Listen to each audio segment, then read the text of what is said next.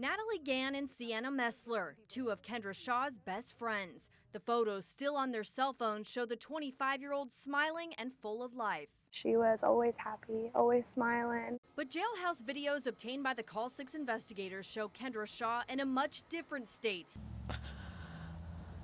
Videos her friends asked to see, essentially the last hours of their friend's time here on Earth.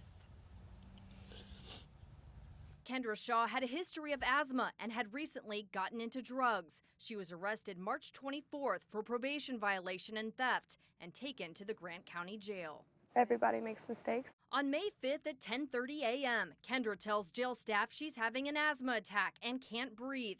Via wheelchair, Kendra visits the nurse. The jail's timestamps are off due to a power outage, so we're adding our own. The next day, May 6th, Kendra's husband brings in her breathing machine and medication, and Kendra agrees to daily breathing treatments in a room called the barber shop.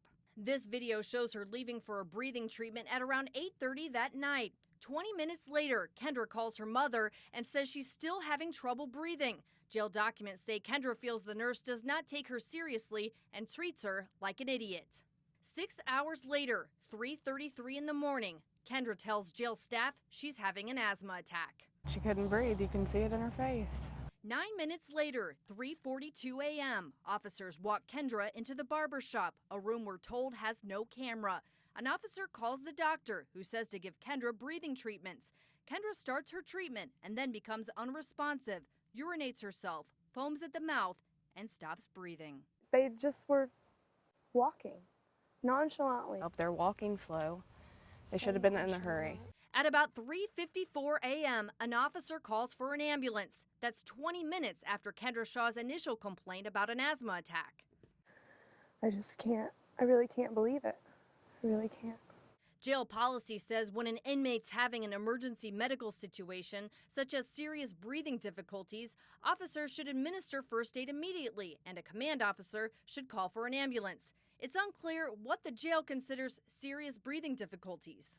It's their job to take care of all their inmates. The video shows jail staff bring in medical equipment and a defibrillator, and records show they try CPR. 4 a.m., paramedics arrive on the floor. 6 minutes later, the ambulance crew puts Kendra on a stretcher and work to save her life down the hallway and in the elevator. 4:08 a.m., 35 minutes after her complaint, Kendra Shaw leaves the jail in an ambulance. She was taken to Marion General Hospital and then airlifted to Fort Wayne. May 8th, Kendra Shaw is taken off life support and pronounced dead at the age of 25. I don't have her. I don't know. I don't know who to call anymore. I just want to know what really happened. What happened in that room? What aren't they showing?